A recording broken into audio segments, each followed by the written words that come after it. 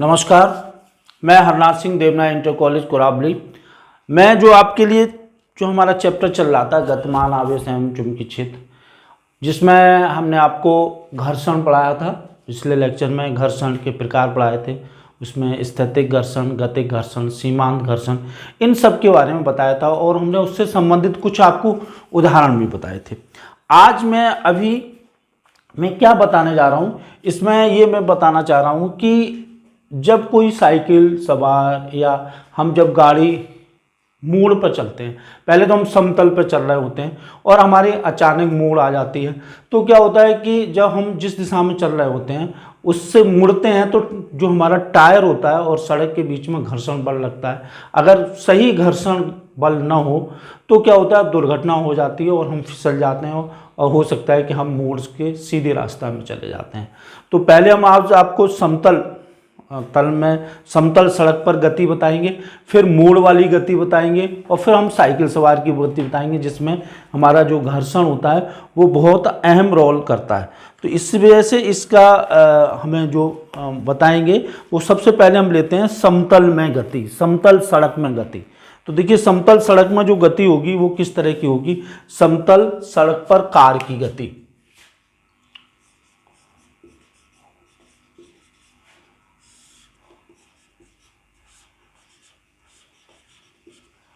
सड़क पर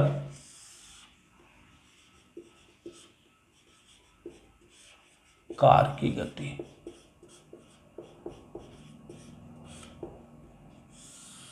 देखिए ये एक समतल सड़क है इस टाइप की और इसमें ये कोई कार आ रही है इस तरह से, ये इस तरह समतल सड़क है और इसमें ये कार आ रही है,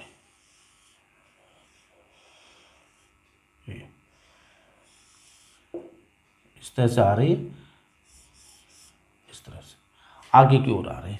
तो इसमें आप देखेंगे कि इसमें हमारा mg नीचे की तरफ लगेगा और ये r ये इधर की तरफ लगेगा, ठीक है। और इसमें जब भी हम इसको मोड़ेंगे तो इसमें बल लगेगा इस तरह की तरफ, ये हमारा घर्षण बल होगा, ठीक। अब देखिए, इसमें लगने वाले जो बल होंगे वो तीन होंगे। एक तो होगा हमारा कार का भार, नंबर एक कार का भार mg, ये नीचे की ओर होगा,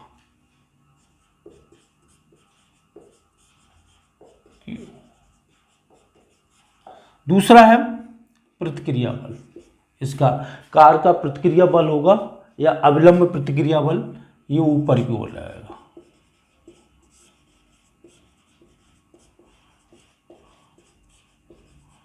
क्रिया बल ऊपर की ओर,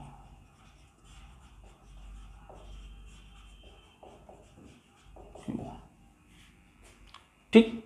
और तीसरा जो होगा वो होगा घर्षण बल, ये वाला, ये घर्षण बल, ये स्पर्शी तल में होगा, ठीक है, ये स्पर्शी तल में होगा F।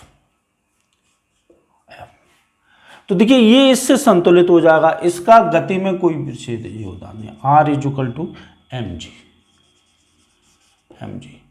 ये इससे संतुलित हो जाएगा। अब बात आती है, ये तो हम सीधी रेखा में सीधी उसमें चले आ रहे हैं, अब हम थोड़ा सा इसको यूं दिखाना चाह रहे हैं, ये ऐसे मुड़ती है सड़क, यूं इस तरह से ऐसे मोड़ है और यहाँ पे ये कार है इस तरह से,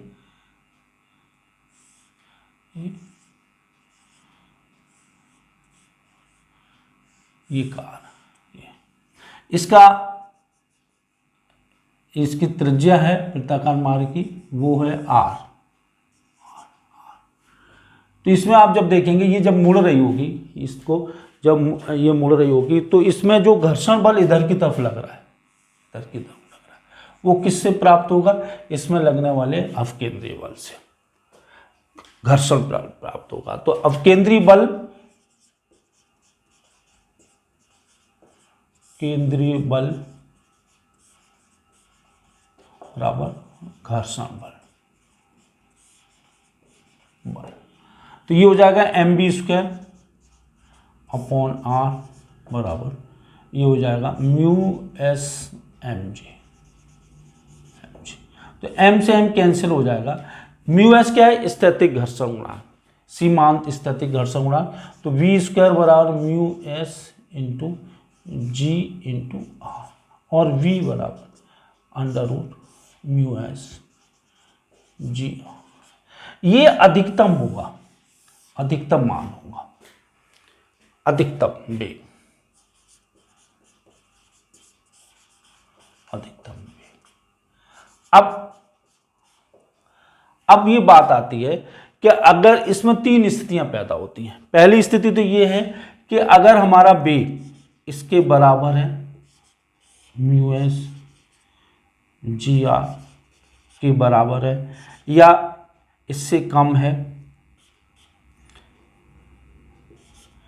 म्यू एस जी आर कम है, तो हम सुरक्षित चल रहे हैं, नहीं फिसलेंगे, सुरक्षित है, सुरक्षित। और ये वेग अधिकतम है, ठीक। और अगर हमारा वेग बहुत अधिक है इससे म्यू एस जी आर से, तो हम असुरक्षित है, असुरक्षित। अगर हमारा वेग अधिक है और उससे उत्पन्न जो हमारा घर्षण बल है वो कम है, तो क्या होगा? अब केंद्रीय बल ज़्यादा हो जाएगा और हम फिसल जाएंगे। तो इस वजह से सुरक्षित चलने के लिए हमें ये कंडीशन निपटानी चाहिए। अब इसमें ये देखिए होता क्या है, इसमें जो हमारा सुरक्षित चलने या न चलने का वो किस पर निर्भर कर रहा है? वो निर्भर कर रहा है घर्षण पर। घर्षण अगर पानी उस पर पड़ जाता है तो हम ऐसा प्रयास करते हैं कि ऐसी स्थिति पैदा करते हैं जिससे कि हमारा जो वेग है वो घर्षण बल पर कम निर्भर करे उस पर। तो इसके लिए हम क्या करते हैं, जहाँ पर मोड़ होती हैं वहाँ पर सड़कों को थोड़ा सा झुका दिया जाता है। तो अब हम जो बात करेंगे, जो हम समझाएंगे, वो झुकी हुई सड़कों पर या आनत सड़क पर, मतलब सड़क यूँ झुकी हुई है इस तरह से, यूँ झुकी हुई, यूँ आनत सड़क पर कार का वेग, आनत सड़क पर या झुकी हुई सड़क पर कार का वेग। देखिए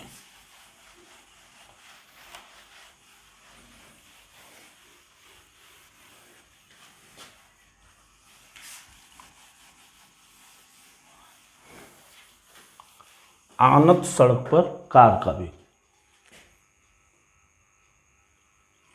इस तरह से लीजिए, आनत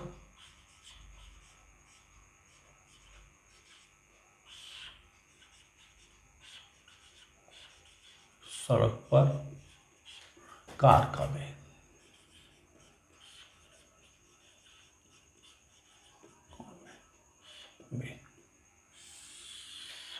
ये सड़क यूं झुकी हुई है, ये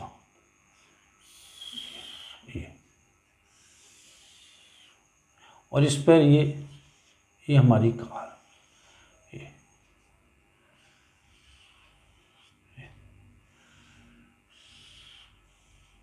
इस तरह से,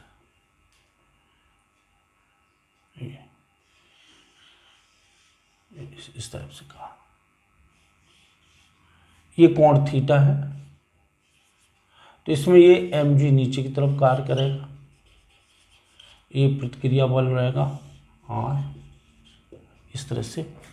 अब देखिए इसमें ये बाहर की ओर फिसलने वाली होगी, तो इसका जो घर्षण बल होगा वो इधर की तरफ कार्य करेगा। इसके दो घटक होंगे, ये कोण हमने ले लिया थीटा, क्योंकि ये जब थीटा तो ये भी थीटा होगा, तो ये होगा r cos थीटा और ये होगा r sin थीटा, इस तरह से। और ये दोनों जो बल है r sin थीटा और ये जो होंगे वो इसको क्या उपलब्ध कराएंगे, इसको उपलब्ध कराएंगे अवकेंद्री बल। क्योंकि जब वृत्ताकार मार्ग में चलेगी तो इसमें अवकेंद्री बल पैदा होगा और अवकेंद्री बल जो होगा वो इन दोनों के योग के बराबर होगा। तो देखिए यहाँ पे हम घटक लेंगे तो r cos थीटा बराबर mg पहला, और दूसरा जो होगा इसमें वो होगा इन दोनों के बराबर, M B square upon R बराबर होगा R sine theta plus F घर्षण बल। और ये इसको हम यूँ भी लिख सकते हैं, ये पहला समीकरण हो गया, और दूसरा M B square upon R equal to R sine theta plus mu S M G.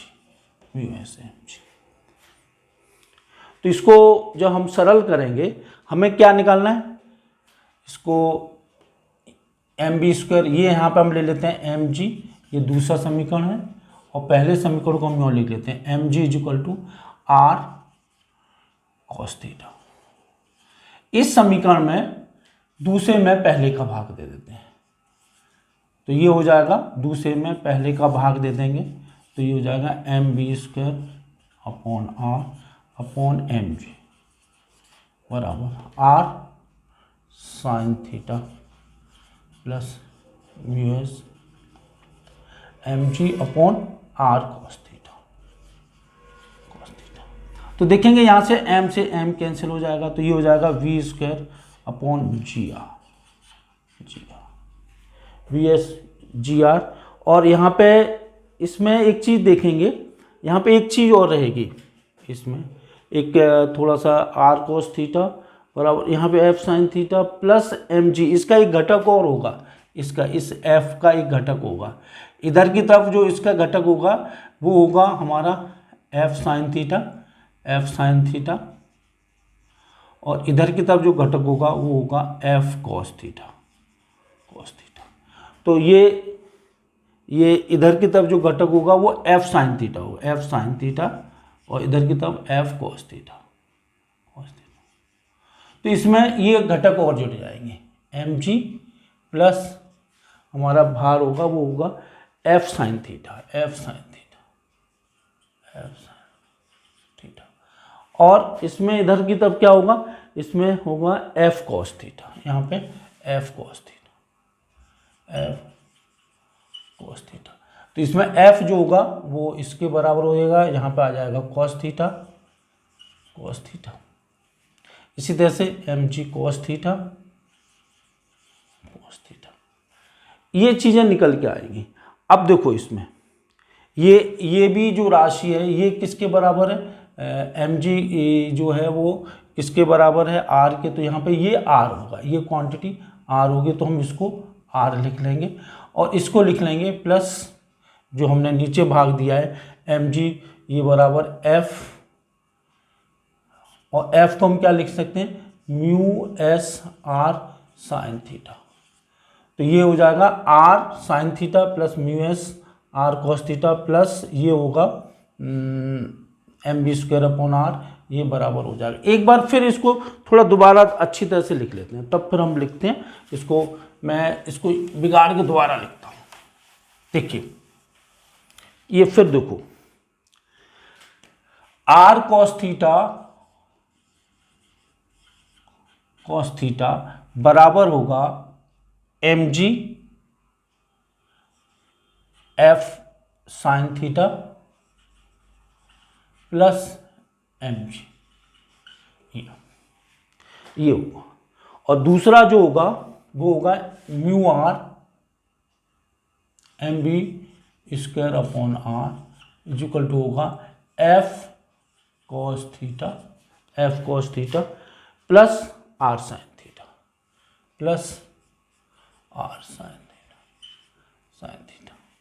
और एफ बराबर होगा यहाँ पे एफ बराबर म्यू एस आर या म्यू आर लिख लेते हैं। ये हमारे कुल समीकरण है। तो इसमें हमें यहाँ से हम देखेंगे, यहाँ से तो सही है M B square upon R, ये वाली आर और इस वाली आर में कन्फ्यूजन हो रहा है, तो इसको हम स्मॉल आर ले लेते हैं, स्मॉल आर। ये है वृत्ताकार मार्ग की त्रिज्या, तो आर बराबर ये एफ को हम क्या लिख लेंगे, mu S R plus are sine theta, और इसको हम क्या लिखेंगे, एम जी बराबर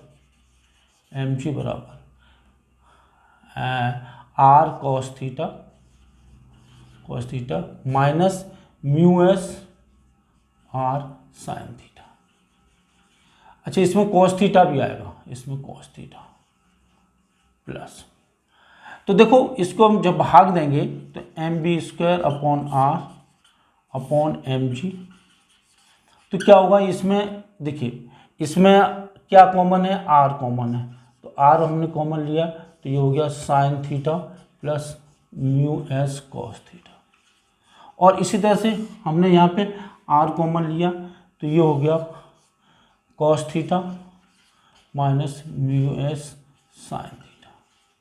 तो आर से आर कैंसिल हो गया, एम से एम कैंसिल हो गया, तो ये हमारा जो सूत्र निकल के आया वो v square upon are g, v square upon are g is equal to sine theta plus mu s cos theta upon cos theta minus mu s sine theta, और v square is equal to are g sine theta plus mu s cos theta upon cos theta minus mu s sine theta. ये चीज़, ये सूत्र हमारा बहुत important है। हम इसमें क्या करें, अगर हम साइन थीटा का भाग देते हैं, सॉरी इसमें कॉस थीटा का भाग देते हैं, तो क्या चीज़ निकल के आएगी, देखिए वी स्क्वायर आर जी भाग दे देंगे तो ये हो जाएगा ten theta plus mu S, यहाँ हो जाएगा 1 minus mu S tan theta, ये चीज़ निकल के आएगी। और v इज इक्वल टू हो जाएगा under root R G tan theta plus mu S upon 1 minus mu S tan theta. इस सूत्र को हम डिटेल में चर्चा करेंगे। अब देखिए चर्चा कैसे करेंगे, ये निकल के आया सूत्र, ये देखिए v is equal to R G tan theta plus mu S upon 1 minus mu S tan theta, ये सूत्र निकल गया। अब देखो अगर हमारी रोड समतल है, समतल है, ये तो झुकी हुई है, अगर ये रोड समतल है तो उस स्थिति में क्या होगा, उस स्थिति में समतल होने पर हमारा थीटा कितना हो जाएगा, 0 हो जाएगा। तो देखिए सड़क समतल होने पर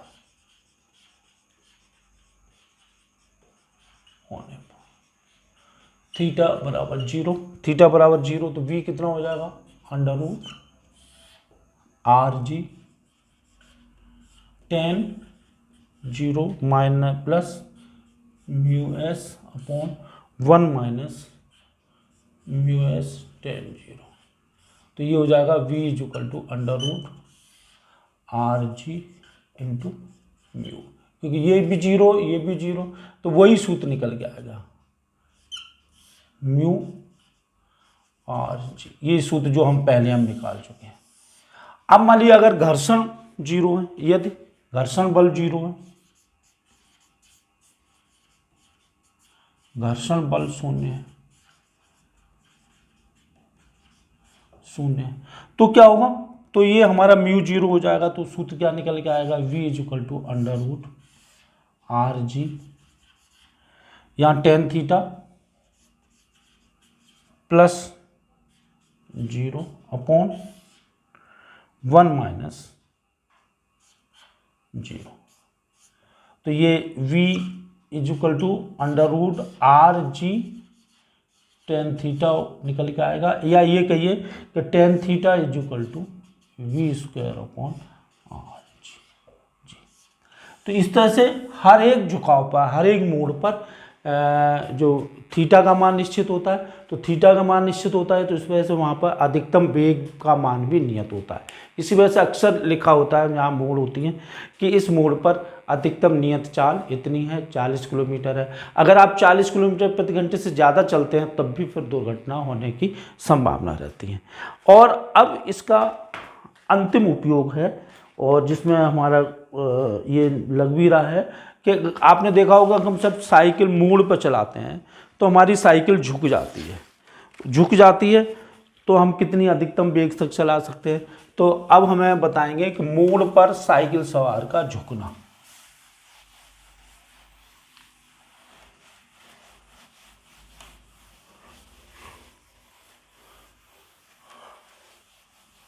मोड़ पर साइकिल सवार का झुकना।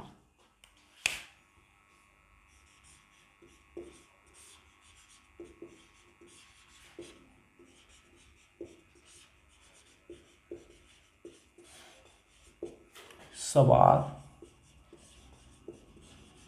का झुकना।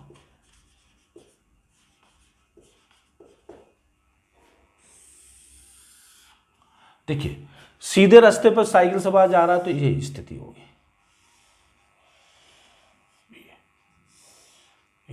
ये साइकिल सवार जा रहा है हैंडल पकड़े हुए, ये इसकी साइकिल है, ये इस तरह से चला, ये सीधे पथ पर है।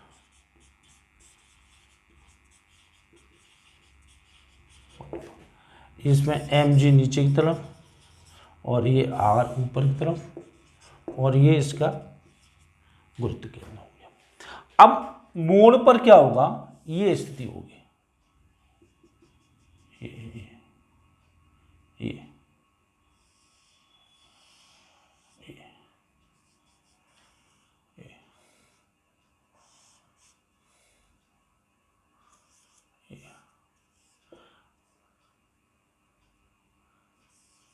ये स्थिति होगी। तो ये तो होगा हमारा r, ये कोण थीटा, ठीक। इसके दो घटक होंगे इसमें, यहाँ पे एक तो होगा ये r cos थीटा और एक होगा r sin थीटा।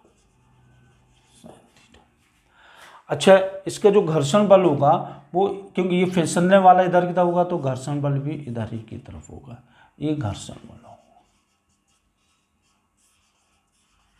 ये दोनों बल इसको क्या प्रोवाइड कराएंगे, अब केंद्रीय बल से ये दोनों बल प्राप्त होंगे, ये हमारा mg होगा, mg। तो यहाँ पे क्या निष्कर्ष निकला, यहाँ पे निकलेगा, देखिए यहाँ पे ये चीज़ निकलेगी कि r sin theta plus F S, ये r sin theta plus F S is equal to mv square upon r, और r cos थीटा बराबर mg, r cos थीटा बराबर mg। ये हमारे समीकरण हो गए, पहला समीकरण और ये दूसरा समीकरण। हमें वेग निकालना, भाग दे दो इनमें, इसमें भाग दे देंगे तो क्या निकलेगा, इसमें V square upon are G का हमें मान निकालना है। तो अगर हम भाग दे दें तो क्या चीज़ निकल के आएगी, चीज़ ये निकल के आएगी, इसमें भाग देते हैं तो ये देखिए M V square upon R plus M G बराबर, यहाँ पे आएगा R sine theta plus F S upon are cos theta. तो इससे तो ये कैंसिल हो गया, तो ये हो गया V square upon R G बराबर। अब देखो, अब इसमें देखिए जब हम भाग देंगे तो इसमें आर को कॉमन ले लेते हैं, आर प्रतिक्रिया बल है, इसको हम कॉमन ले लेते हैं तो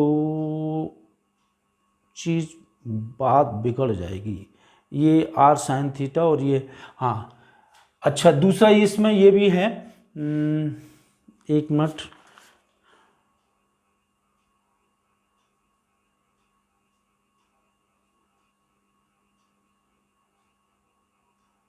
हाँ हमें करना ये है, वेग को हम ना निकाल के हम इनके थीटा निकालते हैं, इस तरह से निकालते हैं, देखो इस तरह से निकालते हैं, r sine theta upon are cos theta, r sine theta upon are cos theta, तो ये हो जाएगा m B square upon r minus f S upon M G. तो आर से आर कैंसिल हो गया तो ये हो गया हमारा टेन थीटा बराबर, इसको हम भाग दे देंगे तो ये हो जाएगा m B square upon r into m g minus f s क्या होगा, एफ एस होगा हमारा mu S M g upon M G. तो ये इससे कैंसिल हो जाएगा, इससे ये कैंसिल हो जाएगा, इससे ये कैंसिल हो जाएगा, इससे ये कैंसिल हो जाएगा। तो टेन थीटा बराबर ये आएगा v square upon are g plus minus mu s ये चीज़। अब देखो, अब आपको बेग निकालना है, तो v square upon R G बराबर tan theta plus mu s. तो v square is equal to R G tan theta plus mu s, ठीक है। और v is equal to R G tan theta plus mu s और इसका under root. ये सूत्र निकल के आया, ये सूत्र निकल। अब अधिकतम वेग कितना होगा, अधिकतम वेग तो हो सकता है जब हमारा म्यू एस भी शून्य हो और थीटा भी जीरो, या बिल्कुल म्यू एस तो हो लेकिन थीटा शून्य हो। तो अधिकतम वेग जो होगा बिना फिसले वो तब होगा जब थीटा बराबर जीरो, और वो होगा v बराबर under root mu r s mu r g, ये हुआ। अब अगर वेग हमारा इससे कम है तो हम सुरक्षित चलेंगे, इसके बराबर है तो सुरक्षित चलेंगे, लेकिन अगर इससे अधिक हो गया तो हमें फिसलने की चांसेस कम होंगे, क्योंकि हमारा जो घर्षण बल है वो कम हो जाएगा। घर्षण बल हमें अधिक होना चाहिए तो वो कम हो जाएगा, ये क्वांटिटी है वो कम हो जाएगी। ये इसके बराबर है, ये इससे अधिक है, वेग कम है तो ठीक है, लेकिन अगर ये इस क्वांटिटी कम हो गई, वेग हमारा अधिक हो गया, तो क्या होगा, हमारे दुर्घटना होने की संभावना बनी रहेगी। तो न्यूटन गति विषयक नियम में ये बहुत इम्पोर्टेंट हमने जो चीज़ें बताई, और अब एक दो वीडियो में लेक्चर्स आपके न्यूमेरिकल्स के ऊपर लूँगा, और मैं समझता हूँ कि ये आपको लेक्चर अब आपको अच्छी तरह से समझ में आ गया होगा। धन्यवाद।